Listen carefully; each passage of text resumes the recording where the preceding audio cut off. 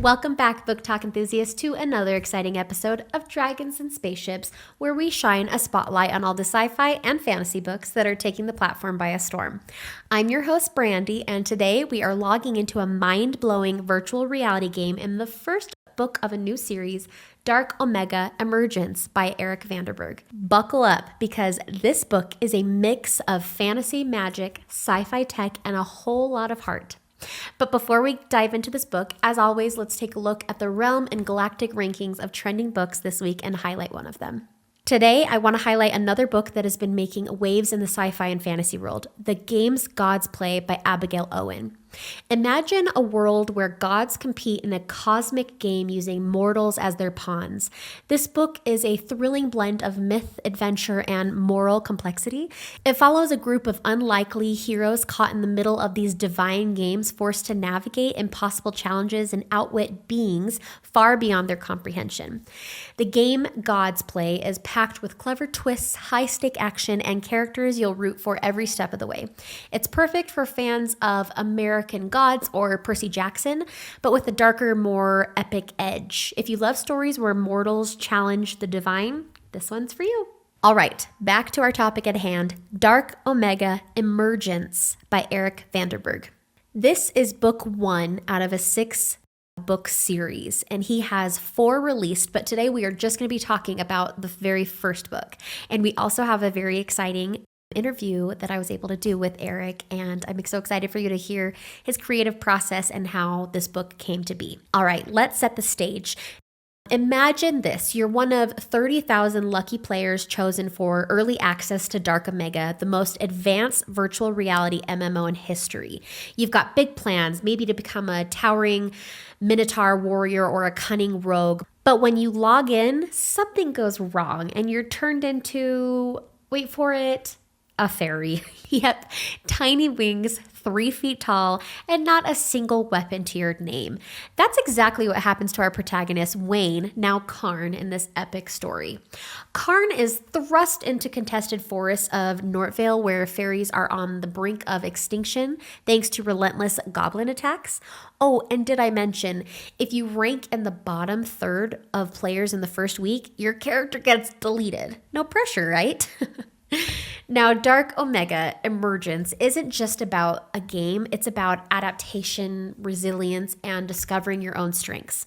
Karn's journey as a fairy forces him to think differently, from learning gravity magic to navigate a deeply immersive world that feels more real than virtual. The stakes are high and the odds are stacked against him, and yet he finds allies in unexpected places. Like Orvin, a gruff fairy NPC with a tragic backstory but a soft spot for teamwork. Let's talk about the game mechanics. Author Eric Vanderburg has crafted a world that feels like a love letter to gamers. There are skill trees, mana mechanics, customizable HUDs, everything you'd expect from a cutting-edge MMO.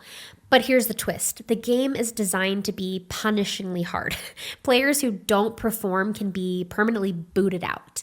Karn's transformation into a mage and his unique skill of gravity magic brings a refreshing angle to both fantasy and game-lit genres. And the world building. From the desolate fairy kingdom to the vibrant forests of Nortvale, every setting is dripping with detail. You can almost feel the wind in your face and the moss underfoot. Now let's dive into the themes. On the surface, it's about survival in a game, but underneath, it's about embracing change. Karn had a plan, just like we all do sometimes, but when that plan went sideways, he had to adapt. His journey is a reminder that even when things seem hopeless, you can find a way to thrive. And for the gamers out there, it's a nod to the idea that every setback is a chance to learn and level up. So, who is this book for? If you're a fan of Ready Player One, Sword Art Online, or even The Legend of Vox Machina, you're going to eat this up. It's got humor, heart, and enough action to keep you flipping pages long past bedtime. Plus, Karn's evolution as both a gamer and a person is so relatable, you can't help but root for him. But before we wrap up, let's speculate about what's next in the Dark Omega series. Will Karn master his gravity magic? Can he rally the dwindling fairy race? And what's the deal with that overlord AI that controls the game world? Vanderburg leaves us with just enough threads to make us desperate for book 2. Personally, I can't wait to see Karn face even bigger challenges, maybe even some dragons.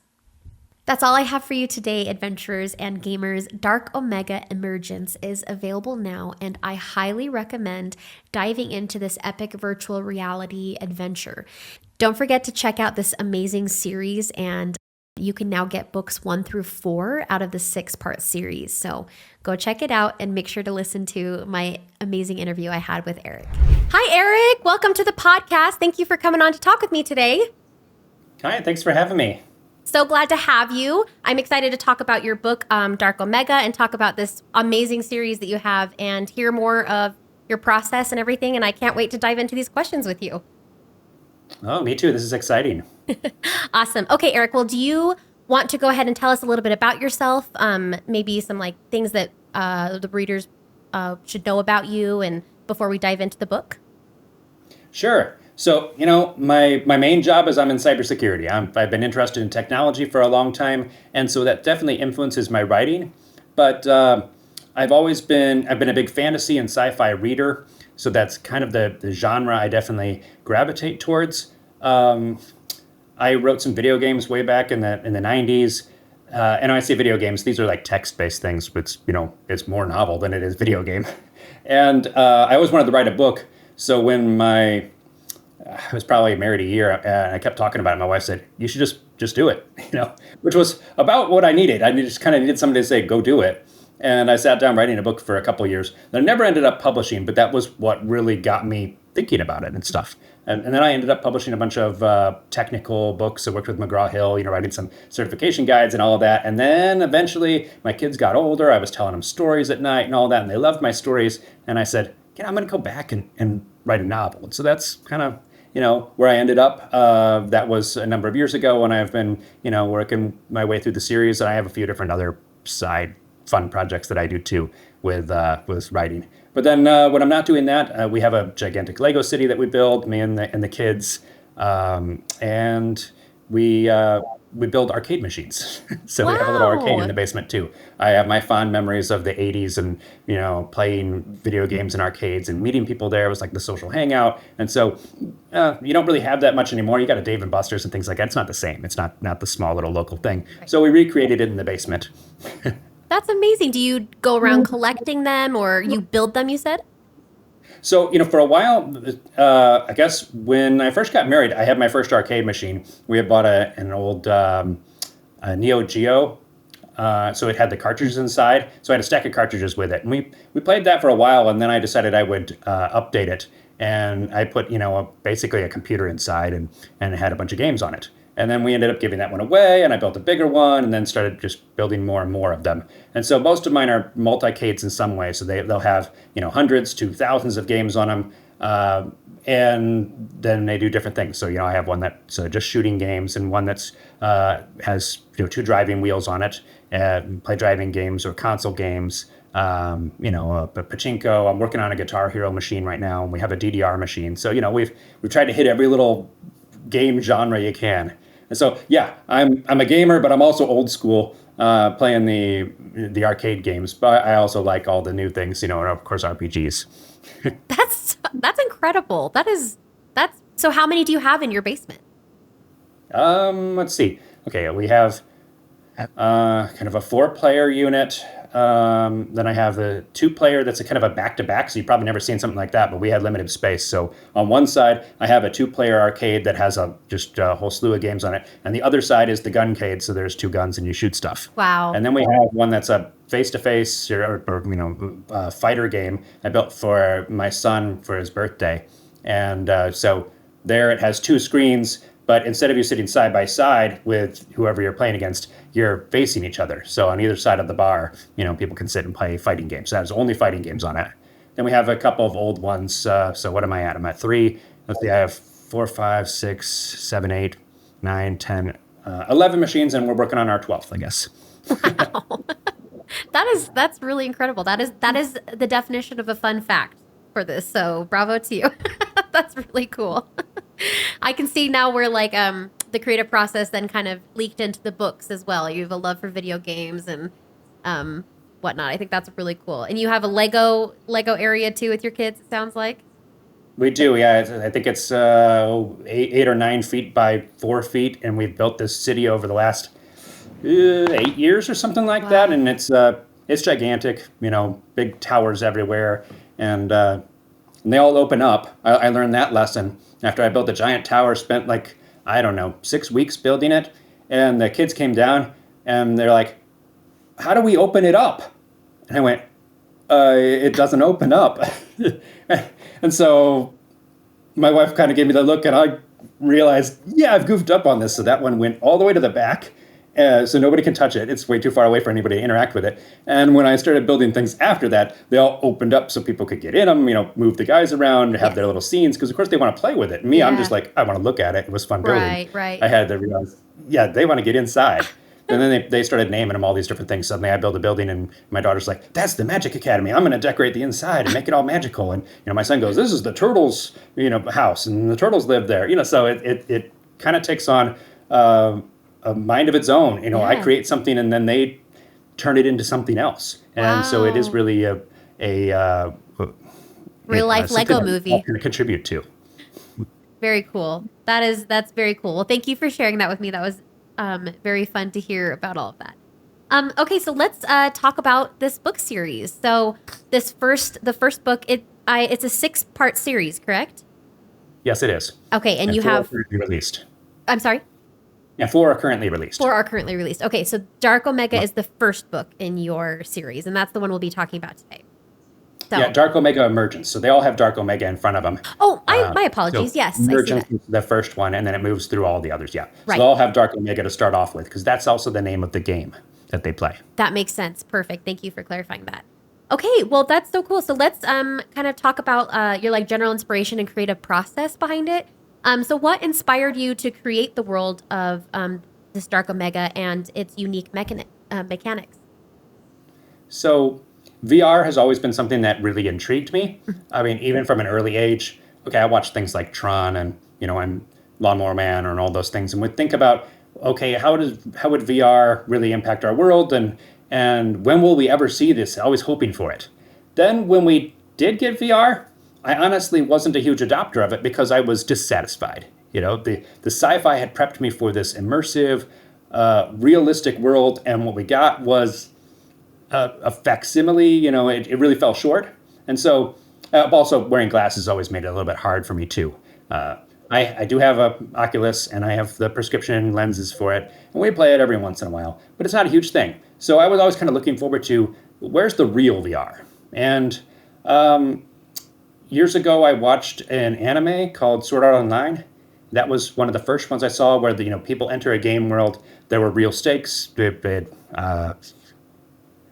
If you haven't watched Sword Art Online, I don't want to spoil that for you, but it's the first episode. They're all locked in the game. They can't leave. And if they die in real life. So, okay, now real stakes.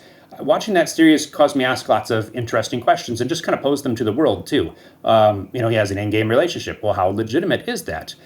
His experiences within the game. And, asking a lot of those questions, and then it caused me to want to write my own. I started reading more and saw that there actually was kind of a genre out there of people who wrote, books about video games and involved some of the mechanics and stuff like that in it, called lit RPG, a kind of a subset of, fantasy sci-fi. So I decided to take a stab and write my own book because I had a lot of ideas. My daughter was certainly into fairies, mermaids, all that stuff. She probably wouldn't admit it today. If she watches this podcast, she's going to go, "Dad, I don't like mermaids." I'm going, sorry, nope.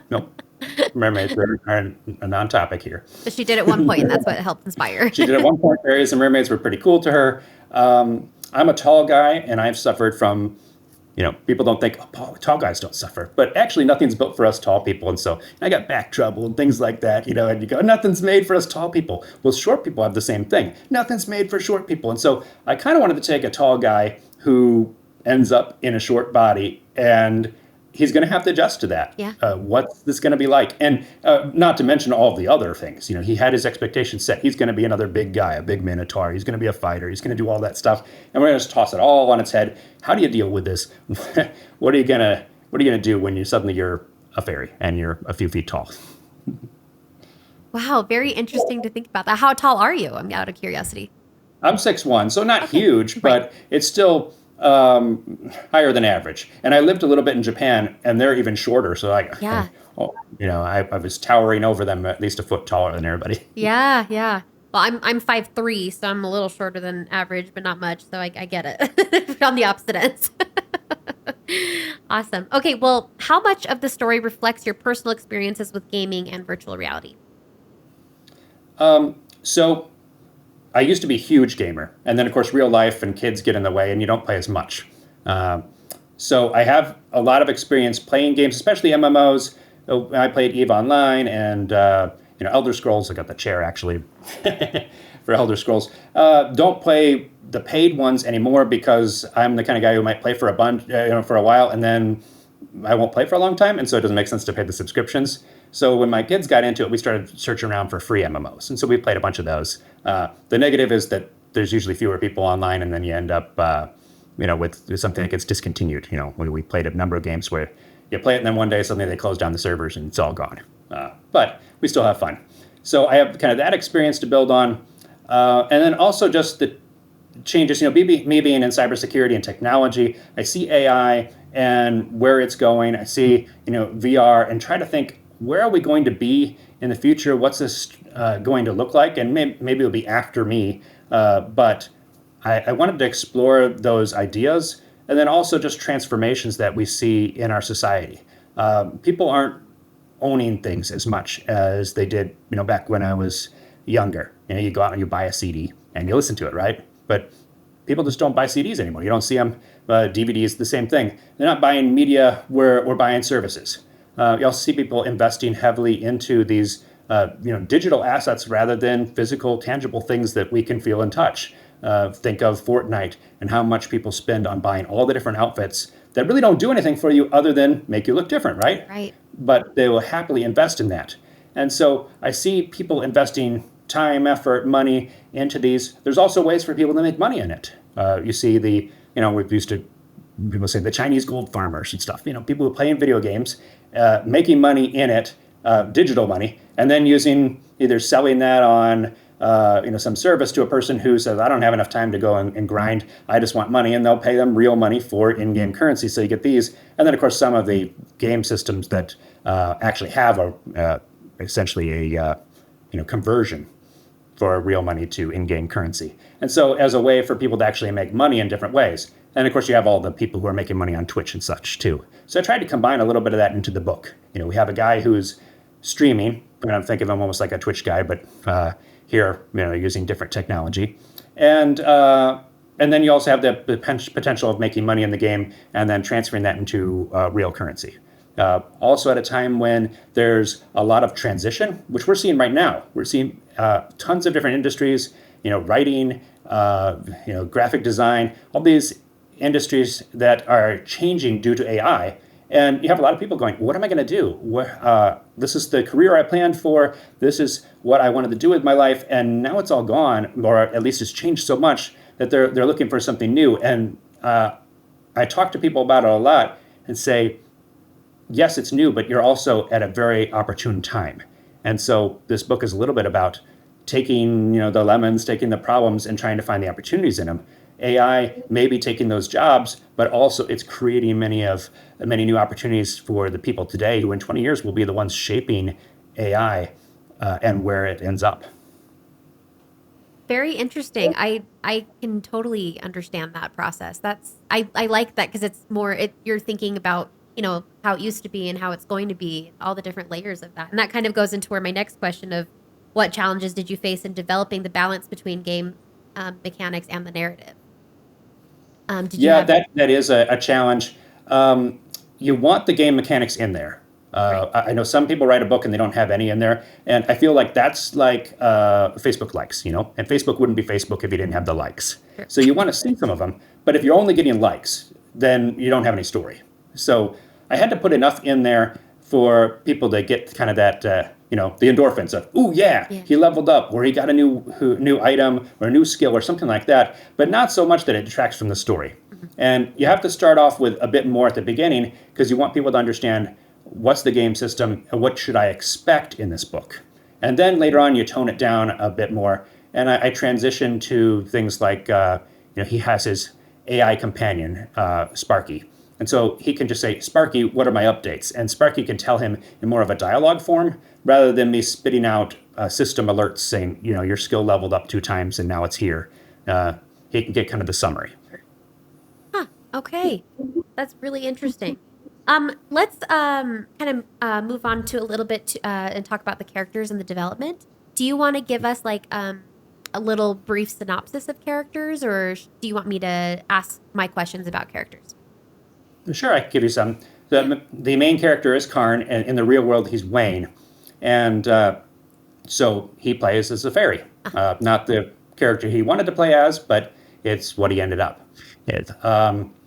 He's our main character. Then he ends up forming a party with several others. So we have Lena and Sibel, who are both elves. One is a sorceress, specializing in ice. The other one is more of kind of an assassin rogue build. Okay. And then we have Jylvester, who's a goblin, eventually hobgoblin.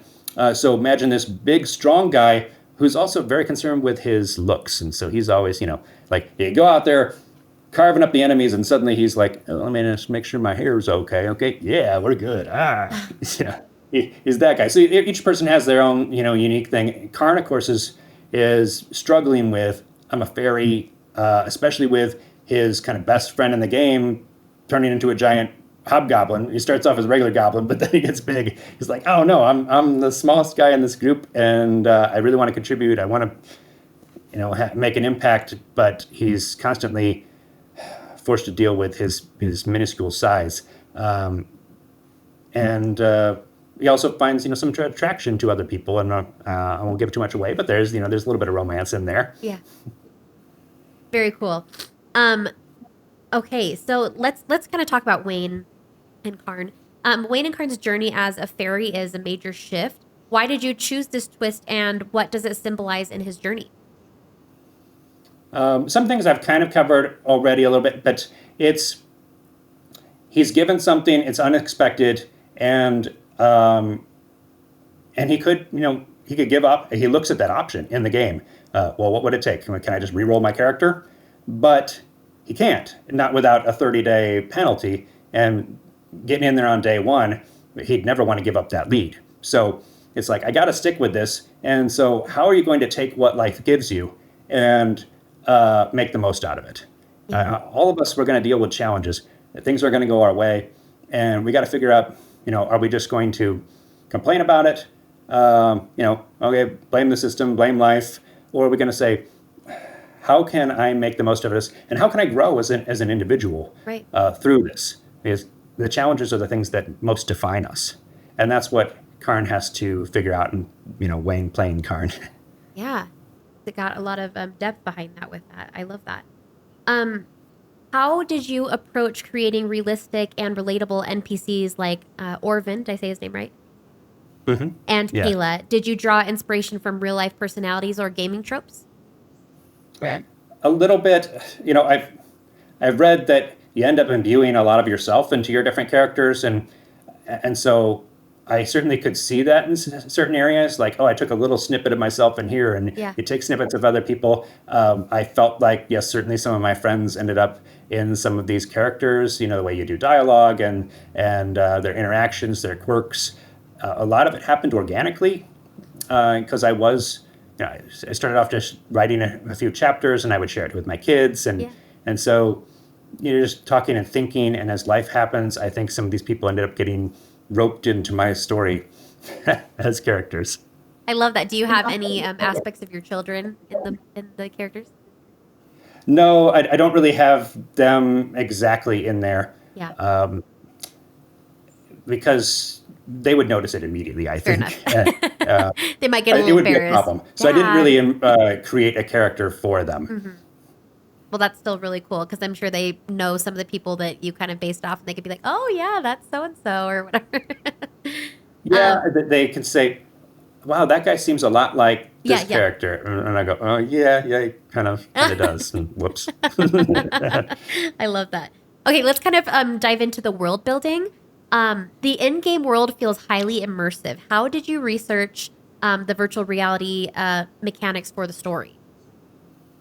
So that was, I guess it came out from, you could say, my frustration or just knowledge of limitations of things. Sure. Coming from a technology side, I know that the games and systems we have to develop today, you develop it with your mind and with certain parameters. And there's no escaping that at the moment. And I'll cite a few examples of some differences, but you write a game and people have to play it the way they have to play it. There's no escaping that. But with AI, we have a chance to reshape that.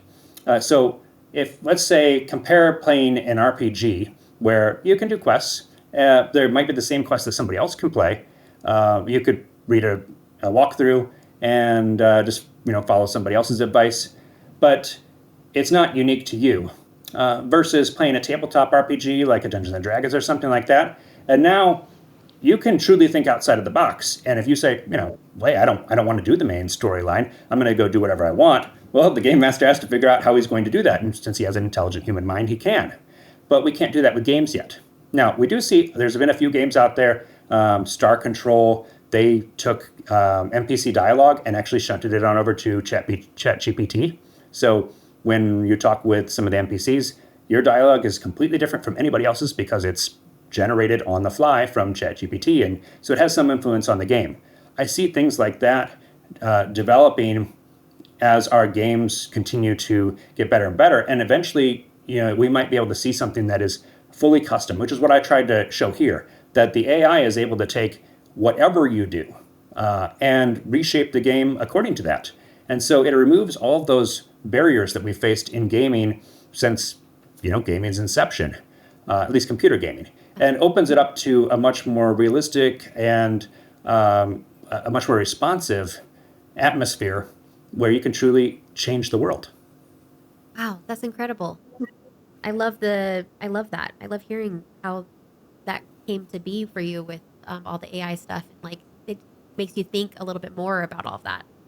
Because AI can be a little scary for people. It can. I mean, people are worried because it's transformative. It's changing the whole industry. Right. But it's also really exciting Yeah. to see where it's going to take us. But like any technology, there's pros and cons. Our memory is not like it was a couple decades ago because our phones remember everything for us. Mm-hmm.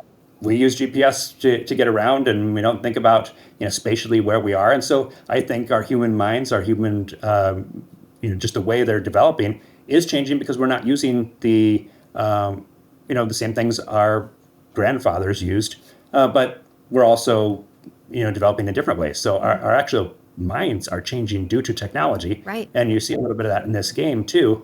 That it's going to have a kind of a cyclical effect. Them changing the technology changing them, and here we are as this kind of symbiosis. Yeah, like what you do with it after that. So Yeah. I love that.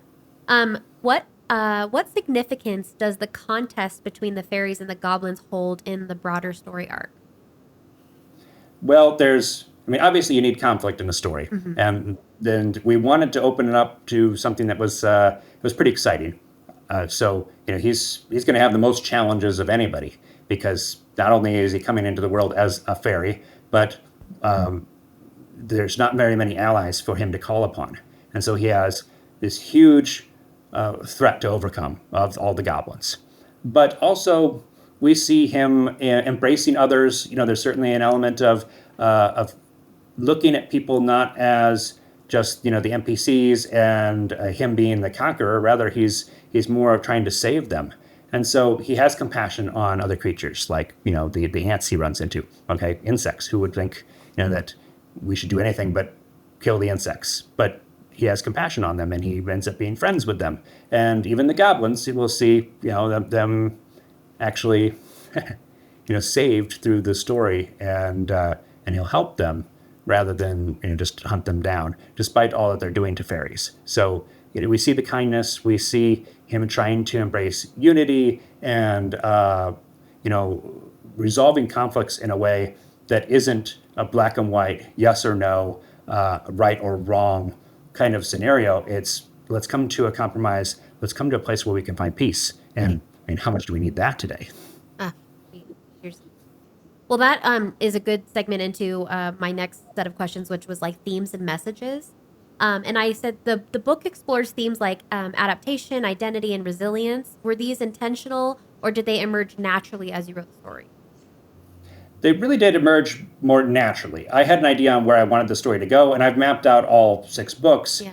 but I let a lot of things occur naturally, and that's partially just due to my own creative process. I've learned everybody needs a little bit of a balance, and for me, if I constrain myself too much with a very detailed outline and too much on my character descriptions, and then I'll feel less creative, and so I have to give myself a bit of leeway. At the same time, documenting a ton. So as soon as I write something, I'm updating all of my character bios and things like that, so I don't mess it up.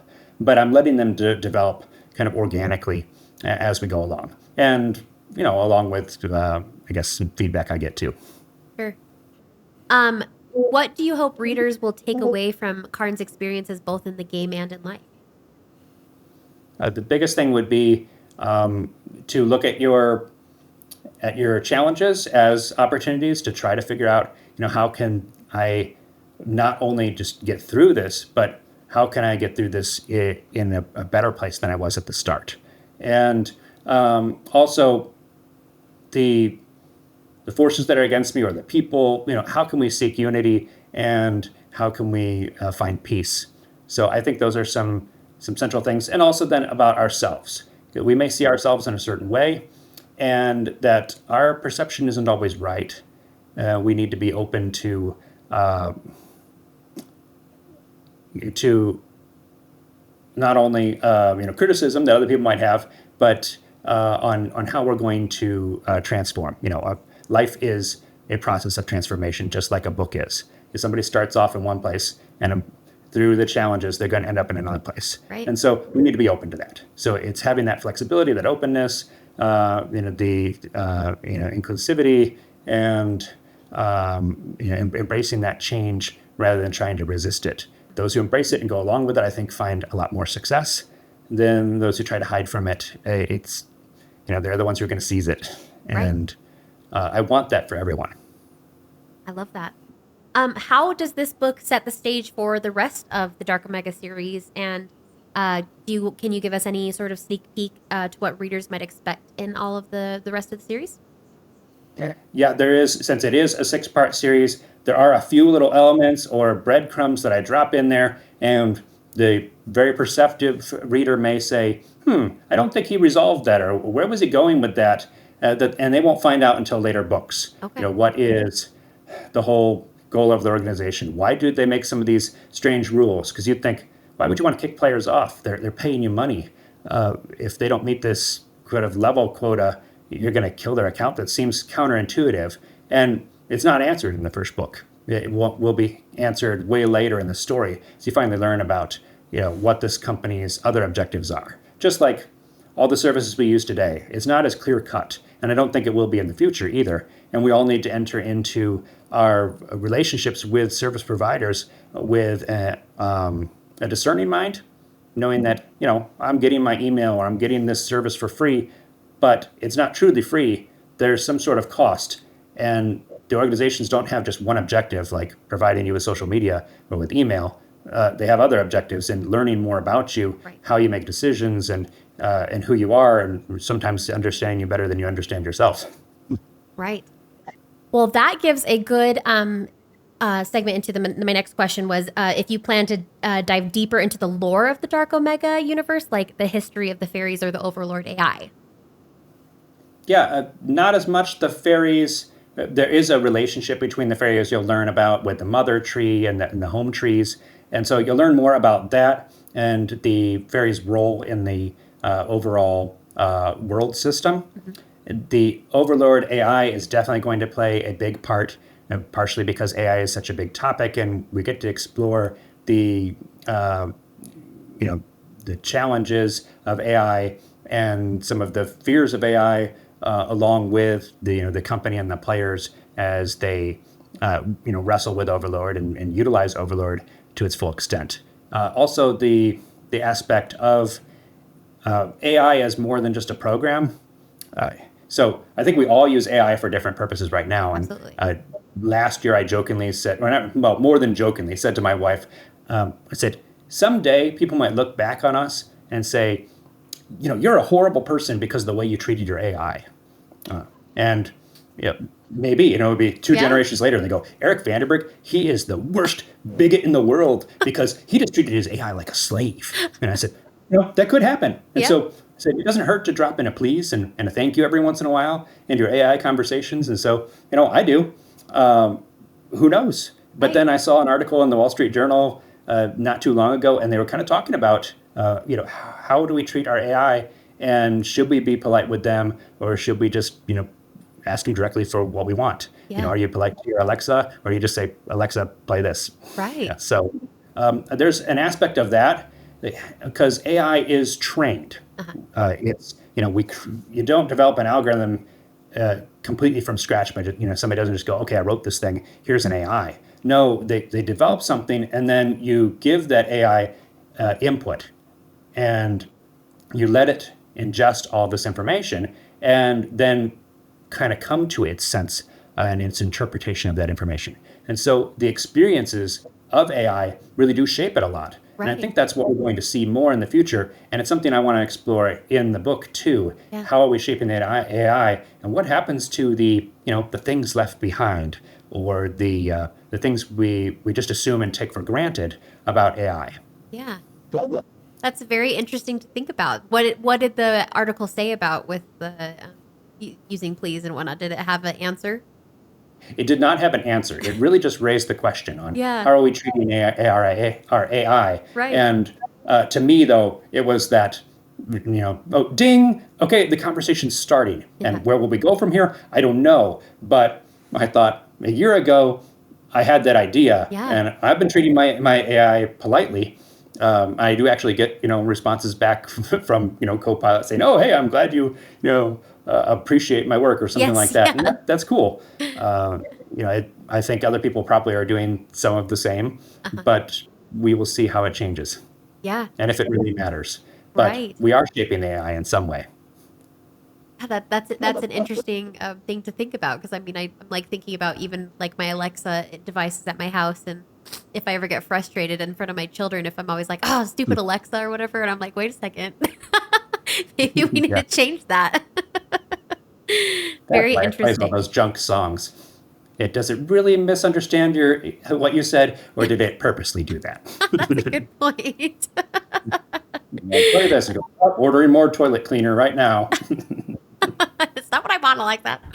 Oh my goodness. Okay. Are there plans to explore the consequences of the virtual world's impact on the players' real lives in future books? Definitely. As we kind of alluded to earlier, that the way we use technology really shapes who we are, especially our mental processes and the way they develop. And so I definitely look at that in the book on how their use of AI is going to shape them as individuals, and also shape the way they are developing.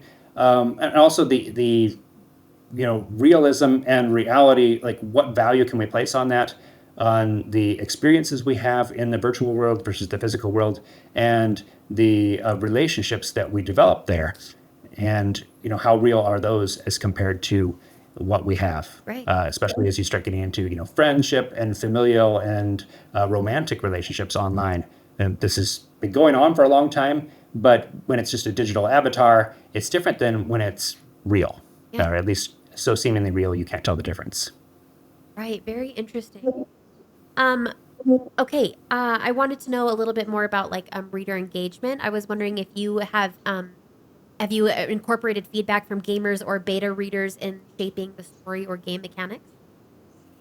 I have some of the fans have let me know their thoughts, and I do solicit it. So I've asked, what do you want to see in these books? Yeah. And I actually did incorporate it. So one person said more airships, and people said I want to see more of this romance and things like that. So I've definitely included that. I've asked for ideas, and want to create a story that everybody enjoys. That's my main goal. Is I want people to enjoy it, and since I've left a lot of flexibility in there for me, I'm okay incorporating other people's ideas. into the storyline so that everybody has fun. I love that. I love that so much. Do you go and read on like your good reviews or sorry, what is it called? That service. Oh, Goodreads? Thank you. I was confusing the words. Like on Goodreads reviews or anything like that, or do you try to stay away from that? So I do read every once in a while, but you have to steel yourself because you get sometimes you get bad reviews. Right. And that can really get you down. Yeah. So I don't look at them too often. Sure. Fair enough. But that's awesome that you've gotten some good positive feedback from other people and you've been able to kind of like alter and add more romance or add more. That's really cool. Mm-hmm. How do you see this book resonating with audiences who may not be familiar with gaming culture? I think that it's eye-opening. A coworker had read the book and he said, "I've never played games before," and I was able to read this. He wasn't sure at first. He thought, "Is this only for gamers?" But he read it and he really enjoyed it. He said, he explained enough of what's going on. I didn't have to wonder. And yeah, sure, there's a few gaming terms in there, but they're mostly described. And it helped him connect more with his son and his gaming. So I think it was a win-win all around. So anybody can read it. Those who are gamers might get a little bit more because they'll understand some of the terms and I think they'll be able to relate to their own personal experiences more too. Those who've been in a guild or those who have played these large-scale RPGs or tried to make the leaderboards. They'll all feel that. Yeah, and who knows? It might convince people to try out gaming too. Mm-hmm. That's awesome. Okay, so my last question for you today is: if Dark Omega were adapted into a movie or series, what key scenes or themes would you want to ensure are captured on screen? Well, it would definitely be, chapter 1, him staring into the pool, expecting to see that Minotaur face, and instead seeing the fairy. That would have to be in there. Yeah. And then I think Rick Astley's "Never Gonna Give You Up" would have to be in there somewhere too. They'd have to play that in the trailer or something like that. Yes, absolutely. Just because he gets Rick rolled during the character creation process, and that's funny. But then also even the song itself, "Never Gonna Give You Up," but he's also never going to give up on all the people who matter to him. So I think that you'd probably hear that song in the trailer or something like that. And then there would be some other scenes. I think the nightmares he has. Here's the game. He plays a game, but it's affecting him physically because he's dreaming about it. He's thinking about it, and it scares him. So I think some of those nightmare elements would be in there, as well as some of the big battles and the compassion too. Yeah. And that he shows for his party members and for the other fairies, the loss. You'd see a lot of that in there. I love that. That's great. Okay, well, I'm so excited for our readers or for our listeners to read this book. Do you have where can they find your book? Is it on Audible? Give us all the details about that. Yeah, it's on Amazon. I have not done an audiobook. I know people have asked about it, but I haven't gotten around to that. And so maybe once I finish the series, I'll then go down that road. Yeah. But I don't like, pulling myself away from the creative journey. So Amazon, that's where you can find it. And I'm on somewhere around a 9-month release schedule, but it could vary. So, the next 2 books you find over the next year and a half or so. Okay. And do you have social media that they can find you at?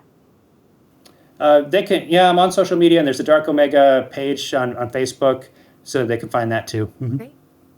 Awesome. Well, I've loved chatting with you today and getting to chat with you about AI and your creative process with this. And I'm so excited to continue on this series and see where else this all goes. And I just think it's wonderful. So thank you for coming on the podcast and talking with me today. Yeah, thanks for having me. This has been great. Awesome. Is there any last things you would like our listeners to know before we sign off? Just look forward to the future with an optimistic expectation. I think that's what we're missing. And seize all those opportunities and enjoy life as you live it. Yes. And say please to your Alexa. Yes. Awesome. Well, thank you so much, Eric. It was a pleasure getting to talk to you, and I can't wait for the next books to come out. Don't leave yet, though. Before we go today, we have our 2 other segments to go over. First, we have Dragon's Roar. In today's Dragon's Roar, we are diving into the latest drama or news in the book industry. All right, I've got some exciting news for all of you audiobook lovers out there. Amazon Music Unlimited just leveled up its subscription perks in a big way. Starting now, if you are a subscriber, you'll get access to one audiobook from Audible's massive library every single month at no extra cost. That's right, you can pick one audiobook, dive into it, and listen as much as you want. This new benefit is available for individual plan subscribers and even the primary account holders of family plans in the US, Canada, and UK. Just keep in mind, you'll lose access to the audiobook if you cancel or pause your subscription.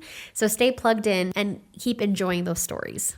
So whether you're binging on music, podcasts, or now diving into audiobooks, it's a great time to be a subscriber. Got a book you've been meaning to listen to? This might be your sign to check it out. I, for one, am very excited about this news, and I will continue to keep my Audible membership so I can listen to even more books. Next, we have The Sorcerer's Scrolls, where we look at some forthcoming fables and quests you can embark on soon. Today, we have a sneak peek into an upcoming novel that is already generating quite the buzz. It's called A Language of Dragons by S.F. Williamson, and it's set to hit the shelves on January 7th, 2025. Imagine this: London, 1923. Dragons soar through the skies and the city is a cauldron of unrest. Our protagonist, Vivian, is determined to secure an internship studying dragons' languages, aiming to elevate her family's status and ensure her younger sister doesn't grow up in the hardships of third class. But fate has other plans. By midnight, Vivian inadvertently ignites a civil war. With her parents arrested and her sister missing, Vivian's world is turned upside down. She's offered a lifeline, a mysterious job at Bletchley Park, where she's recruited as a code breaker to aid the war effort. Her mission: to decipher a hidden dragon language. Success means safety for her family. Failure could be fatal. This debut novel promises an epic fantasy adventure, blending a dark academia setting with a slow burn enemies to lover romance. It's perfect for fans of Fourth Wing and Babel.